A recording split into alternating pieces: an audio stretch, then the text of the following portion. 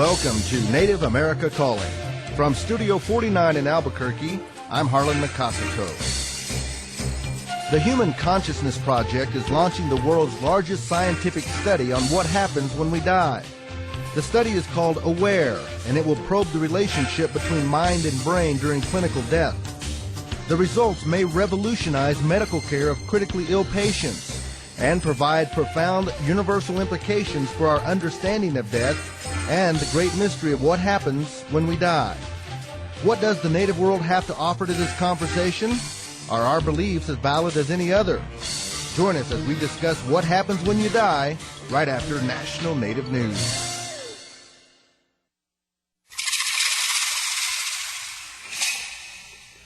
This is the Tuesday, September 23rd edition of Native America Calling. I'm your host, Harlan Secatero.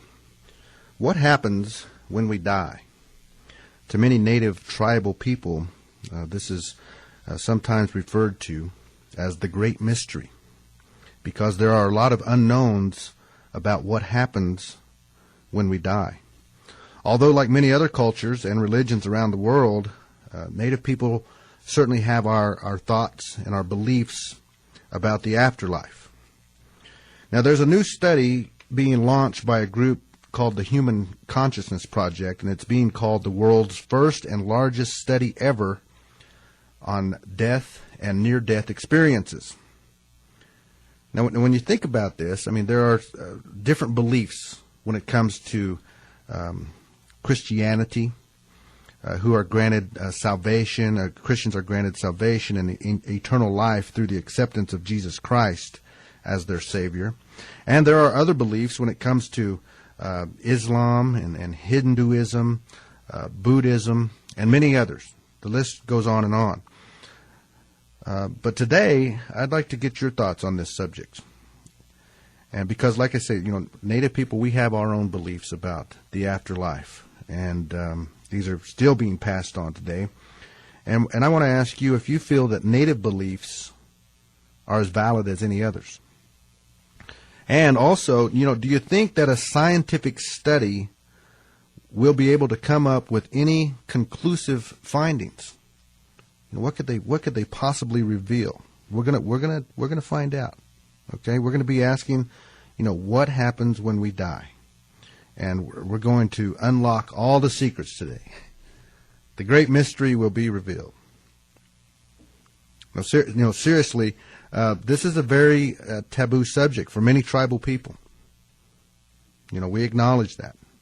But in today's world, many of these discussions are taking place in private and in public forums as well. And we certainly don't want to offend anyone. That's not what we're on the air to do. But we want to have this conversation about what happens when we die. And we're going to be talking about this project called AWARE. But we're also going to be talking with a couple of Native men. And I want to introduce you to them right now. But let me give out the phone number. If you'd like to join our conversation, the number is 1-800-996-2848. That's 1-800-99-NATIVE. And joining me right here in Studio 49 is Leon Secatero, and he is a Navajo spiritual messenger, a headman from Tohajali, which is just west of Albuquerque. And he is also the founders of the Spiritual Elders of Mother Earth, a group in consonance with the ancient teaching of the Americas concerning the eagle and the condor, and the healing link these noble birds symbolize for peoples of the South and North. Welcome to Native America Calling, Leon. Thank you. It's good to have you with us here in Studio 49. And also joining us from Lethbridge, Alberta, is Dr. Leroy Littlebear, and he is a professor of Native Studies at Lethbridge University, and he is from the Blackfoot Nation up there in Alberta. And he also, I've met him when he's been the moderator of a conference here in Albuquerque called The Language of Spirit. Welcome back to Native America Calling, Leroy. Hello, Mr. Littlebear. Do we have him? We'll come back to him. We got him on the phone there. Also joining us from New York is Dr. Sam Parnia, and he is one of the world's top experts on the scientific study of death and near-death experiences. And he currently splits time between hospitals in the UK, including, I believe, Southampton, and where he is, and he's also works with Cornell Medical Center, where he is a fellow in pulmonary and critical care medicine. And he also authored the book, What Happens When We Die. Welcome to Native America Calling. Sam? Thank you so much. It's a pleasure to be on the show. It's good to have you with us. Also, first of all, Leon, let me, a lot of people have different beliefs, and we know that. But from your belief system, the Navajo, what is death? How do you define it? Are there certain terms that you use? It's a kind of over the years, the word in Navajo, the word "dazta," it really became negative, and it was not negative from the first speakers of these words. Long time ago, 300 or 400 years ago, the word "dazta," there's two words in there that's it's a very positive thing if you look at it from the ancient word. The first one, da means the reverse. It means if you're going spiral, everything, all the energy that you have, that you use, is going spiral. And at certain time, when the time comes when you stop, da means the reverse, meaning you're going the other spiral. That spiral is important because it sort of stops and going the other way, using different kind of energy. And then what it also means is the second word, which we call tsa. Tsa is going back to the biblical court, going back into the womb. It means reverse and then going and reset, recede, and goes again. So in Navajo, we really don't have the word the word death. It's a continuous energy that comes together, and it only has its own property that resets and goes again. Okay. Dr. Parnia, let me ask you, from coming from a scientific and a clinical or medical perspective, what's the definition of death? Well, the way that we define death, which you've probably seen on television as well, is that we look for essentially three criteria. One is that there's no heartbeat. One is that there's no breathing. And then the third thing, which you've seen people shine a light on the eyes, on the pupils, to look to see if the brainstem, the area of the brain that keeps us alive, is also functioning or not. And so what we look for is to look at the pupils that become fixed and dilated. And when these three criteria are met, in other words, the heart stops beating, the person stops breathing, and the brain shuts down, that's when someone is clinically diagnosed as being dead. Okay, and tell us more about this study that's been launched and is now underway, called AWARE, which is, I guess, an acronym for Awareness During Resuscitation. Tell our listeners and myself more about it. That's absolutely right. Well, the key thing, you see, is that contrary to what people commonly perceive, death is not a moment. So, we always watch television, we watch films, and you have the hero who's just been shot, and he tells everyone, go, go, and then suddenly he just drops dead. And then so people think that, you're either alive or you're dead. Biologically speaking, and certainly from a medical point of view, death is very much a process. And if you think about it, after the heart stops beating, although we say that someone is dead now, in fact, what's happening is there's tremendous change taking place inside the body.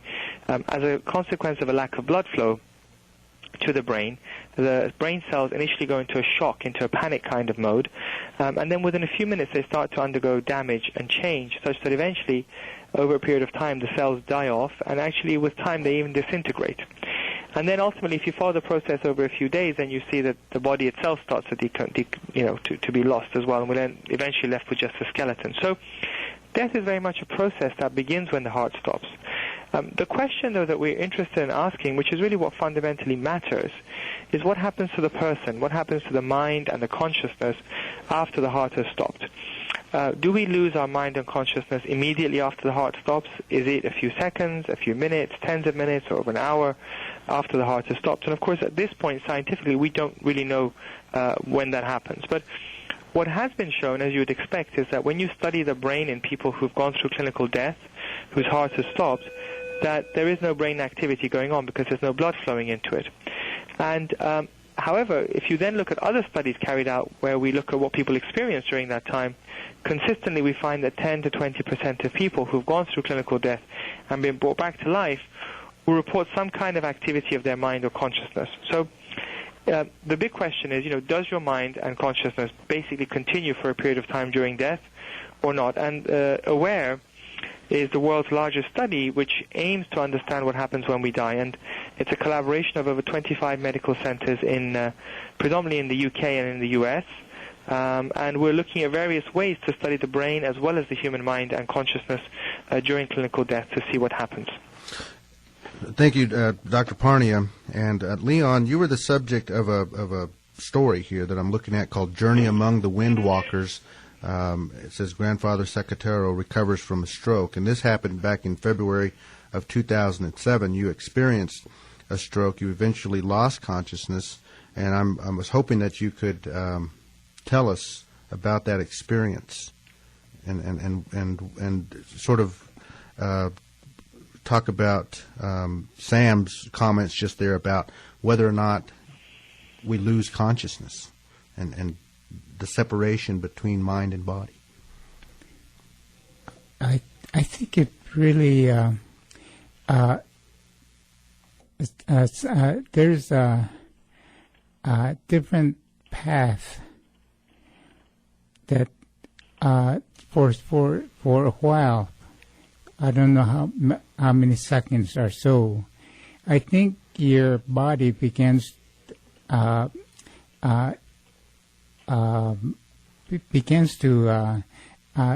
lose all touch, and then all of a sudden, after a while, it begins to come back together, but in a different form. The sound is the thing that really comes to mind. The amplified sound that is so clear that it's sort of like a sound in the dark, and that sound begins to somehow work and amplifies certain kind of energy begins to build in, and then all of a sudden you see the light, a different kind of light bouncing back and forth. And then you begin to your own body begins to look for some kind of a connections. And that connection is, it's kind of amplified.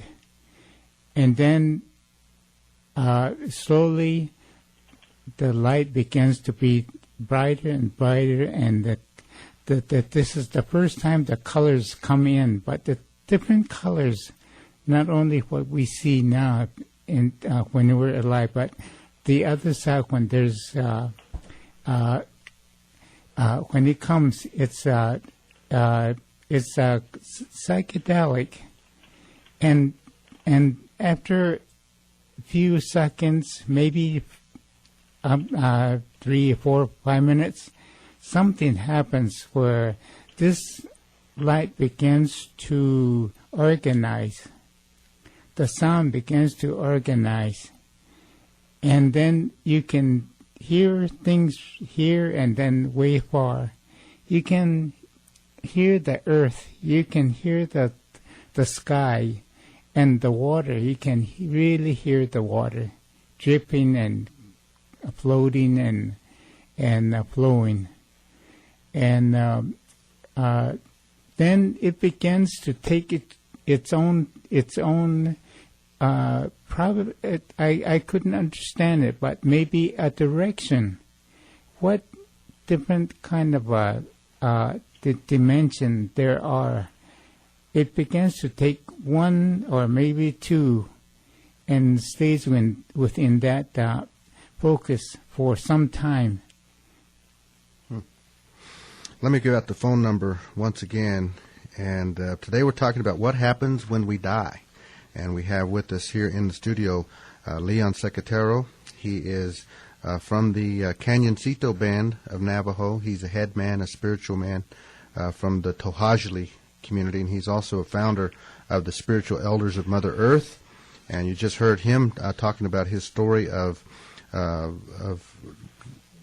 almost going to the other side. Back in February of 2007. Also with us on the phone line, Dr. Sam Parnia. He's one of the world's top experts on the scientific study of death and near-death experiences. And he also wrote a book called What Happens When We Die. He's also heading up a project called AWARE, which is awareness during resuscitation. It's the largest and the first and the largest scientific study of what happens when we die. And also right now I want to bring in another of our guests. But first of all, if you want to join in, if you have a question or comment, the number to call, 1-800-996-2848. That's 1-800-99-NATIVE. We're going to open up our phone lines here in just a few minutes. But first of all, I want to bring in Dr. Leroy Littlebear. He's professor of Native Studies at Lethbridge University up in Alberta from the Blackfoot Nation. Welcome back to Native America Calling, Leroy. How are you people?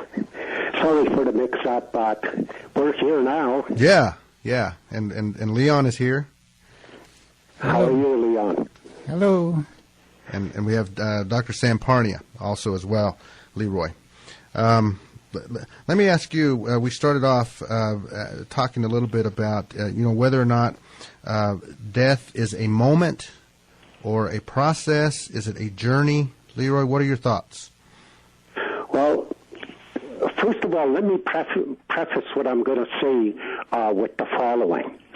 For the majority of us, with the exception of people that maybe have had near-death experiences and people who have gone into the other world and came back, but for the majority of us, what happens when a person dies and afterwards, I think to a large extent is, speculation about, we got thoughts and ideas about it, okay? And until we're actually there, I guess, there's really no way that we can actually know, okay? So that's what I wanted to preface what I was going to say. Okay. Okay. Now, from my point of view, the whole notion about death has to be understood from the point of a native paradigm in our case. Okay. That native paradigm, for instance, consists of what I refer to as flux. A constant flux that occurs. Now, that flux, in turn, is made up of energy waves. In other words, everything that exists is simply a combination of energy waves. So you and I, animals, rocks, everything we can see around really is a combination of energy waves. So when we are alive, a certain combination of energy waves exists for our existence. If you want to put it at a personal level, yes, okay, we're a combination of energy waves. And in fact, a number of people even go so far to say each organ in your body is a separate combination of energy waves, which in turn all work together to make up who you are. Okay? Mm-hmm. So now, when a person passes away, what really happens is that those energy waves really are dissipating. In other words, that particular combination that makes up you or me is now starting to dissipate. And at full dissipation, then the person doesn't exist. But when we're talking about awareness, and the brain, for instance, is only one major organ within the body, I guess that awareness itself consists of energy waves. So the thing is, when a person dies, that combination that continues to make for energy waves, goes out there in cyberspace, if you want to call it that. And for the long, I don't know how long, maybe differing lengths of durations, that awareness continues to exist. In other words, those energy waves is what causes awareness. And a particular awareness makes for your awareness and my awareness, and for the rock's awareness, and so on. Okay? So the thing is, eventually, that combination also dissipates. The energy waves don't end. The energy waves continue to exist, but it's the particular combination that makes for you or me that dissipates, and that puts an end to you. But the energy waves can go on and make new combinations, which will make for new awarenesses. So that's how, I see what happens after death. Okay. All right. Dr. Parnia, can you give your reaction? Well, I think that there's obviously a lot of subjective beliefs about what happens when we die, and obviously we respect everyone's opinion. The question, obviously, I'm not an expert on every view that's out there, but I'm interested to hear them. But what we're interested in is studying objectively what happens. Now, as I mentioned, we know that 10 to 20% of people who've gone through death will report some kind of experiences and memories. Now, I actually disagree with your guest about the fact that we cannot know what happens, because, as I mentioned, death is not a moment. Death is a process, and it starts when the heart stops beating. And what we find is that although, if this continues for over an hour, then the damage to the body's cells is so extensive that even if you restart the heart, you cannot sustain life. Nevertheless, in the early phase, it's reversible, and it gives us a window of understanding into what everyone will experience. Okay. Dr. Parnia, you know what? I need to take a break, and I'm wondering if you can stay with us for just a few more minutes. Okay, sure. Okay, all right. We're going to take a break right now. We're talking about what happens when we die. If you have a question or a comment, give us a call, and I promise you we're going to be taking phone calls when we come back from break. Number to call, 1-800-996-2848, and we'll be right back.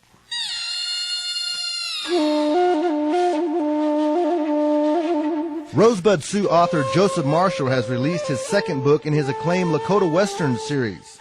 It's a sweeping tale of the Battle of the Little Bighorn and the defeat of General Custer, portrayed in an entirely new light. I'm Harlan Makasato. Join us for our Book of the Month, The Long Knives Are Crying, on the next Native America Calling.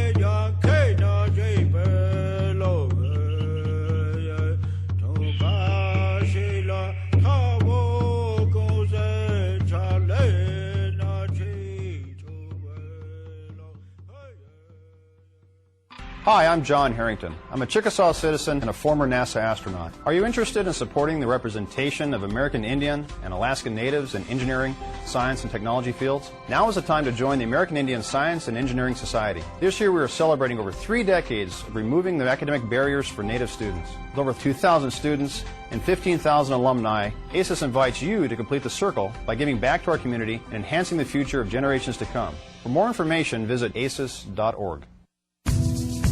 If you're a Native American, there's one simple thing you can do to help your elders, help young people seeking an education, and help develop Native businesses. Your vote on Election Day makes a difference in Washington, D.C. and at home. Vote for our people, our land, and our future. Go to nativenews.net for more information. Vote on November 7th and let your Native voice be heard. Brought to you by the Carnegie Corporation of New York and Kiwanis Broadcast Corporation.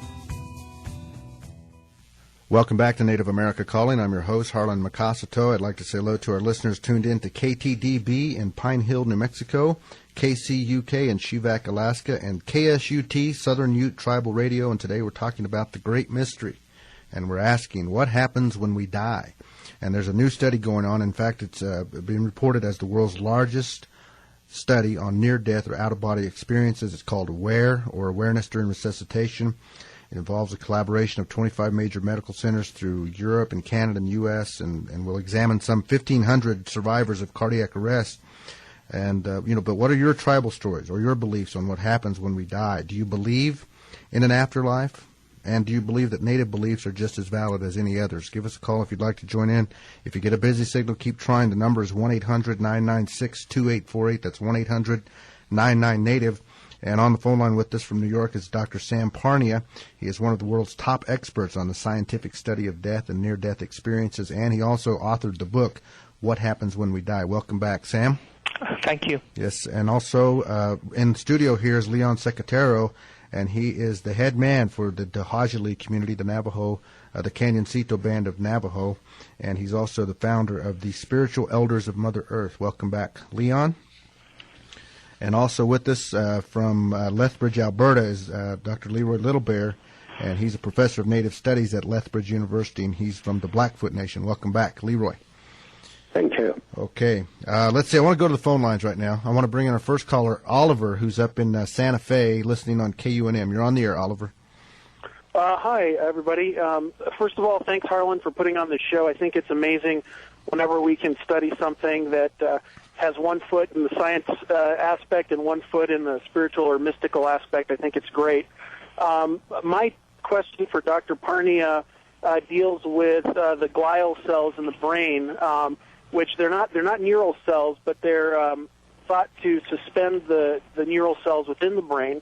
And I've done some reading, and there's some suggestions that they might be electromagnetically sensitive and able to provide input to the neural cells. And I was wondering if Dr. Parnia could comment on whether he's studied what happens to the glial cells during the death process. Okay, good question, Oliver. Dr. Parnia? Well, what we study, of course, is the global brain function when people have gone through clinical death. And the way that you can study this is one, either by measuring electricity across brain cells or measuring oxygen levels to see how much blood is flowing into the brain.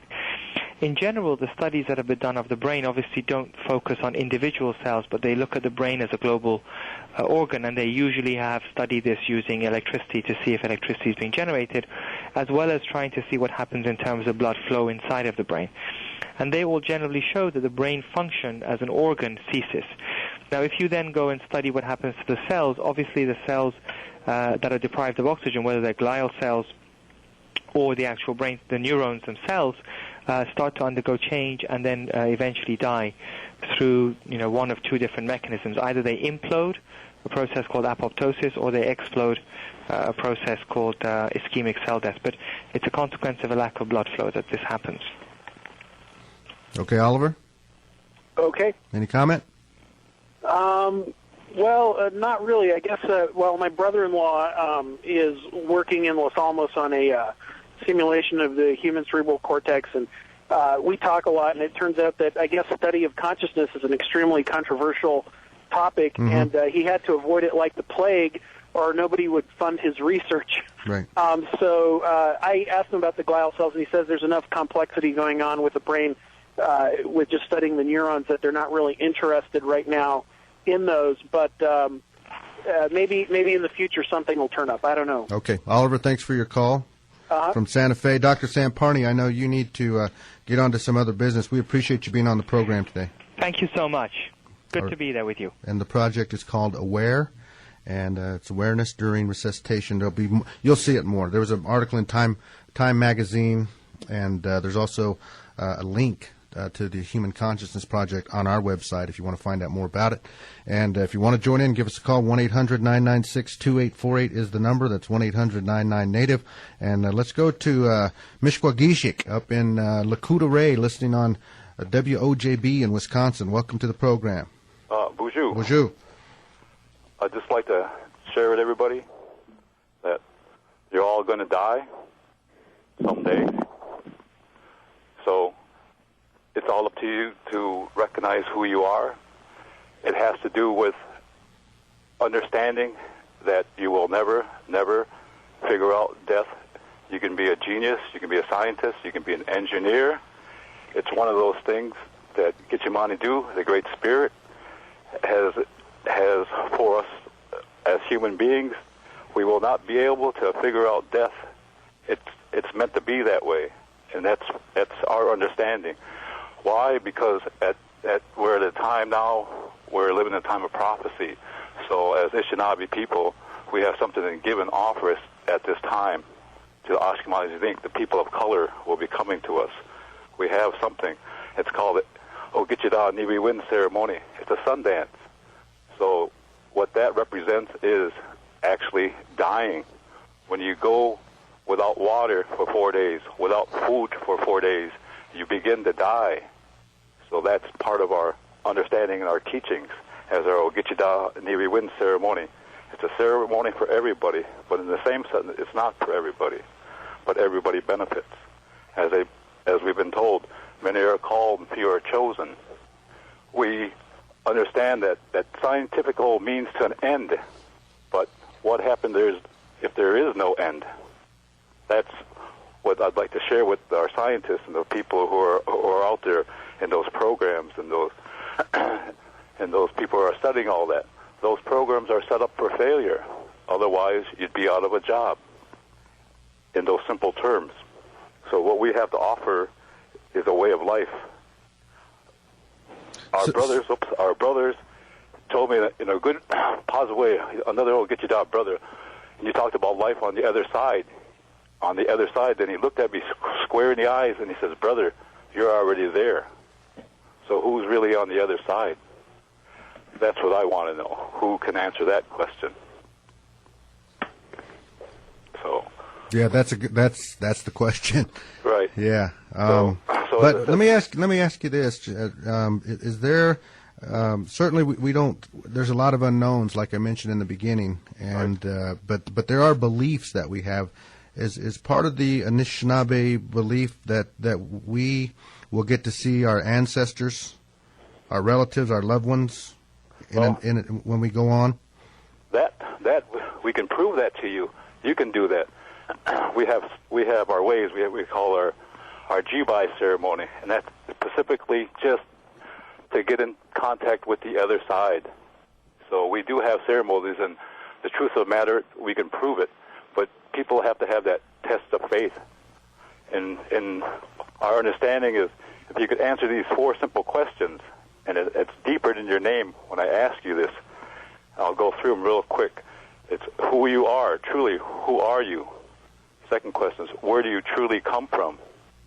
And what do you want out of life? The last one, what is your purpose? If you can answer those things, and dying is easy. The truth is, it's harder to live. That's the truth. That's been shared with us. All right, Mishkwagishik. Oh. Thank you. Oh. Thank you for calling in and sharing that with us. Gana. Leon, any comment about that call? That's really my understanding. When you put few words in Navajo, when you put it together, they all kind of sort of explain the direction that everything is to go. There is a word in Navajo they call Sa'anagai Bikehojon. Sa'a is the cosmos. Bikehojon is all going, and we are related to everything that's alive in the moving process towards the future. That future, everything is like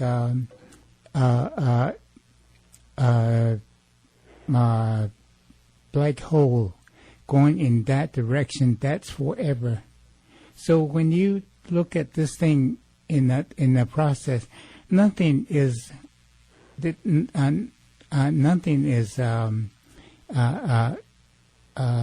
would say that it loses its time. It is always energized. In a seed, everything is a seed, and it dries up. Sometimes we eat it, but it still comes, the energy still is there, and that energy is forever. Now, many cultures believe in reincarnation, and is that the same thing? Yes, it's sort of in a sense, but the thing of it, nothing dies. It's re-energized, and it replenishes and then goes again towards that future. Okay, let me give out the phone number. We're going to take some more calls.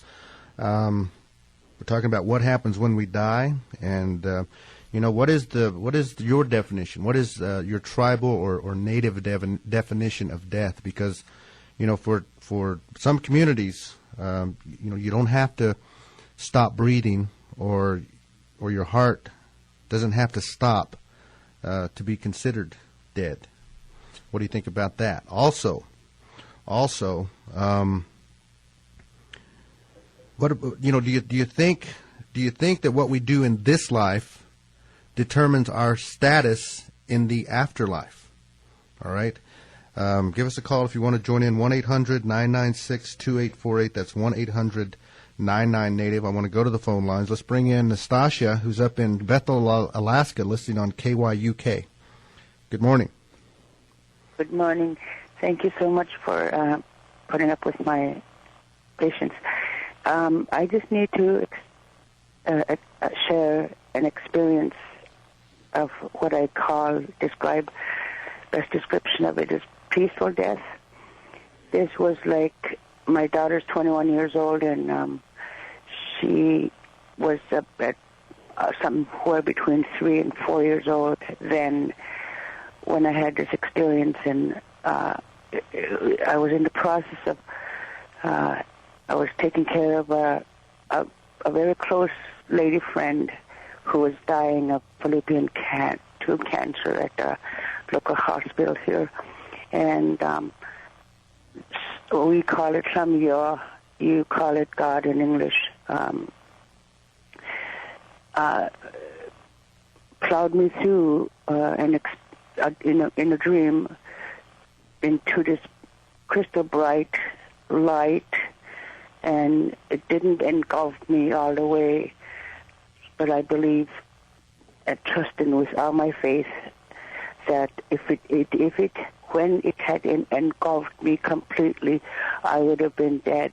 I wouldn't wake up, except instead of eating me, engulfing me, my whole body, closing me in, it brought me back and it made me see human beings on this pure sugar like snow, and all I saw was human beings, and they were all sad. And then split seconds, my little girl and my son and my one gay brother I have, or I shouldn't say that, forgive me, split seconds through my brain, and I was flat on my belly. Just flat. not standing flat, rising up, and then I started to come back down. And when I woke up, I was I couldn't hear myself breathe. I couldn't feel my heart.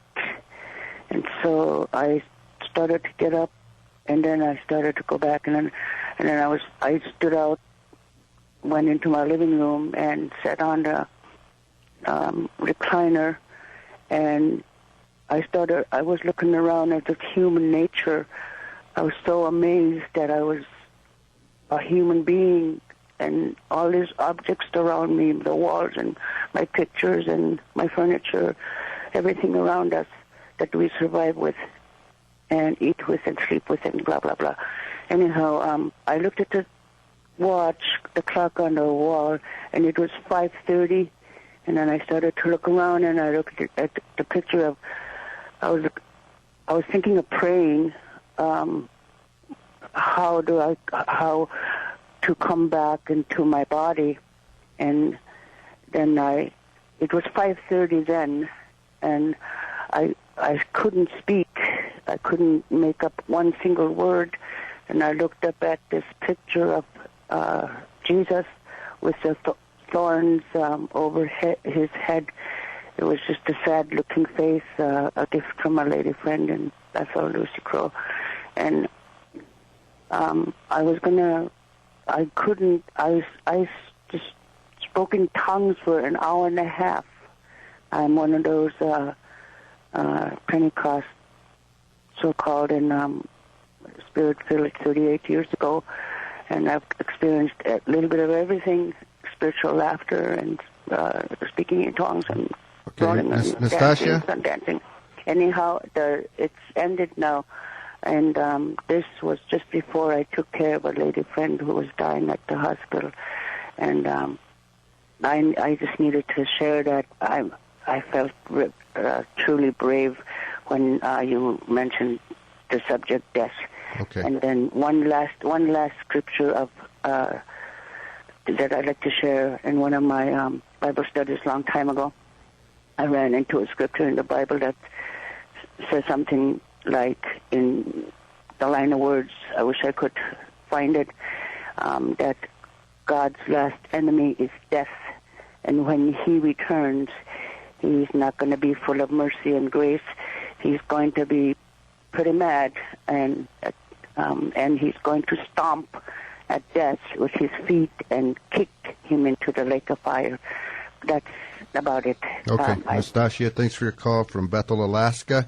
And I want to take another call. Let's bring in James, who's in Fort Belknap, Montana, listed on KGVA. You're on the air, James. Hello. Hello.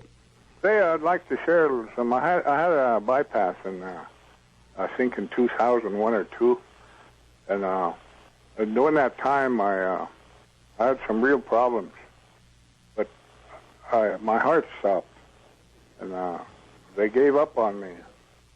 But I had an experience while I was out, and I was sitting on the slope, and way down below me there was a camp of Indians, and a great big camp. And this woman rode up to me on a horse, and she had a travois. She stopped right in front of me and looked at me for a long time. Didn't say anything. Pretty soon she turned around and went back down. And, then that was over. But they put me out for 2 weeks, and they gave up on me. They told me when I did come out of it, they told me I wasn't going to live very long. But I'm still alive, and I'd like to share a short story about my grandfather. You know, our people weren't afraid to die. And when he was going to die, he asked my father and my older brother to take him outside. It was summertime. He just wore a breechcloth and barefooted, and told him to go back in, but they went around a corner where they could see him because he was weak and feeble. And I asked him, what did he do? And he said he prayed, and his last words were, talking to the Creator, he said, this is the last time my feet are going to touch the earth. When I go back in, I'll see you. So we call, when we're going to die, we say we're going to Big Sand. That's our paradise, I guess. That's why they grove on people. That's what we call heaven, I guess. And they said it's a long ways away, you know. And anyway, they put a crucifix in front of him, and he looked at it, and he turned his head, and he laughed. He never did go to church or anything, you know. He had his own ways, but he thought it was just a toy, I guess. He just closed his eyes and went to sleep. That was it. He wasn't afraid, you know. So I just wanted to share that. Okay. All right, Thank James. you. Yeah, thanks for calling in. Yeah. Leon, you were talking earlier about your journey to the other side that happened, February 07. But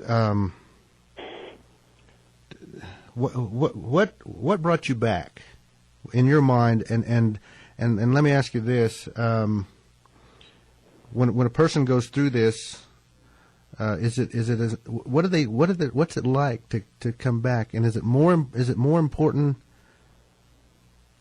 to teach? What is there something that you should have, that you feel like you have to share with other people now? I think it is the awareness. What you see on both sides. One side is that they're both good, and they're both very uses certain kind of energy, and it also brings, like I said, the amplified hearing and colors, and everything is it's beautiful. But the thing is that there is a screen somewhere, and I couldn't go through that screen, and I was just told to go back. And that I don't know how many seconds, how many minutes there was, but it happened. I went back. I was told to go back. You're not ready for this. And but when you wake up, you begin to really feel what living is. You begin to appreciate that. You begin to appreciate the seeds that are being planted over and over again, millions of years, and they come back the way it is, like the beans, like the corn.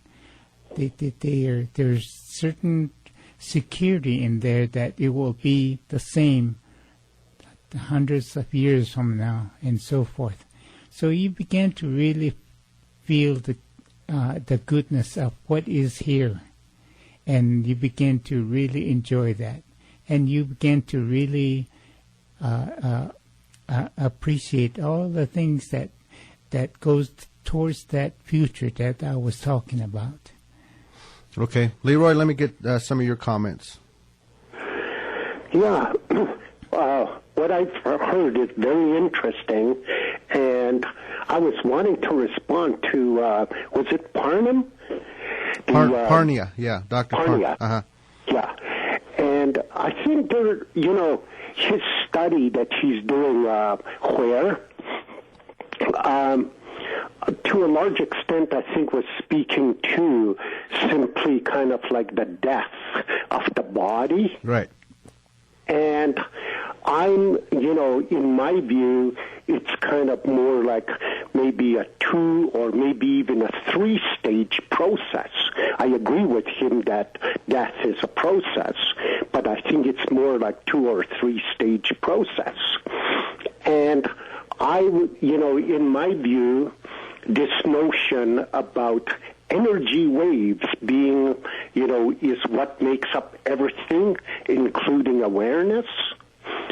I think what happens is that the body can die. That's one stage. That's part of the process. But the second stage is when just the notion of awareness and memory is still intact. And if I can just deviate a little bit over here, because I like to look at things from a science point of view, too. You know, in science, in quantum mechanics, there's four major forces that they've recognized. One of them is the strong nuclear force. There's the weak nuclear force. There's electromagnetism, and then there's gravity. But see, the strong nuclear force is what keeps things together and keeps them, you know, in place. That's what keeps things together. Now, if you were to look at the notion of will, W-I-L-L, will, to a large extent, I think about the strong nuclear force being the same as will. And it's the will of a person that makes that combination of energy forces stay together for their continuing existence. If a person does not have that power, in other words, does not have the will, then the energy waves that make up that person easily dissipate. But the person that has a strong will, the energy forces will remain intact. And so that, to me, is the second stage. And there might be even a third stage where eventually what makes up awareness, those energy waves that make up awareness, eventually dissipate. The energy waves are still there, but that particular combination that makes up you is no longer there. So that's how I look at this process. That's then what happens. All right. I want to take one more call. Let's bring in Ben, who's here in Albuquerque listening on KUNM. Ben, got about 30 seconds. All right. I just wanted to go real quick about, everyone's scared of dying, and that's really it, is everyone's scared to not make their mark on the planet, just with like the Egyptians and how they built big pyramids and stuff because they wanted to be known. Everyone is scared of death, and the whole afterlife thing is just so that people can think that they've really like been a good person for a reason, and it just stops everyone from being a jerk to each other, which is, I have respect for people like that. Ben, we got to go. I appreciate you calling in, but we're out of time. I appreciate all the callers today, and Leon Secatero, thank you for joining us today on Native America Calling. Leroy Little Bear, thank you very much for being our guest today. We appreciate your time as well. And that's going to wrap it up here on Native America Calling. I want to thank all of our staff for their continued hard work. I'm Harlan Macasato. We'll be back tomorrow with our Book of the Month. Native America Calling is produced at the studios of KUNM in Albuquerque, New Mexico by Kowanik Broadcast Corporation, a Native nonprofit media organization located in Anchorage, Alaska.